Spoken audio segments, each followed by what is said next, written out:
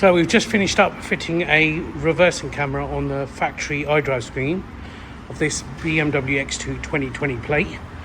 Let me just show you where the camera is. So just there, nice and tiny, nice and discreet. Let me just go to the front and show you it functioning. So let's pop it in reverse. And it flicks over nice and smoothly. Pop it in park, flicks back in reverse. You get some extra features on this particular car where you've got the dynamic lines as you turn the wheel, and you've also got the grids as well, just there as well.